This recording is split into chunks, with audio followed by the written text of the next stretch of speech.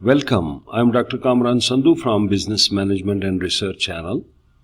It is a project of the RISE. In today's video, we will talk about knowledge management process. In organizing the knowledge management for an organization, there is a 4-step knowledge management process that can be followed. Number 1 step is discovery. How will knowledge inside the organization be discovered? In every organization, there are multiple sources of knowledge. In this phase, the origins of the information are established, as well as where vital knowledge is stored. What can be obtained from this knowledge and what knowledge can be lost throughout the process, we have to understand. The discovery process benefits from a detailed grasp of the information flow of the company. So the main crust of this slide is we have to discover the knowledge, where it is residing and how to collect it and how to make use of it. Second point is capture. What methods can be used to store new and existing knowledge? There are 2 points: new knowledge and existing knowledge. Every organization has a vast amount of information that needs to be collected and carefully organized.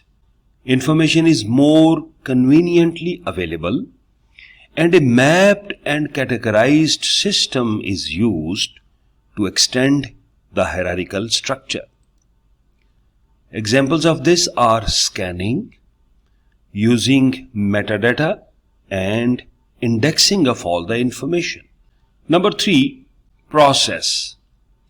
This phase involves a detailed examination of the information. Focus is on examination collected in the previous 2 phases. The organization must coordinate and analyze the information so that it may best be integrated into the structure of the company. This is the stage where an organization can nurture and encourage a culture of knowledge sharing and workers' development as innovators. Here the main focus is on knowledge sharing with respect to workers' development as innovators and creators. Then comes share and benefit. How do employees inside the company get the most out of this information? Number 1. The goal of knowledge management is to make it simple for employees to access information inside the company. The first step is to create a functional structure, but people must then learn how to use it. Implementing training programs will aid in improving information management system awareness.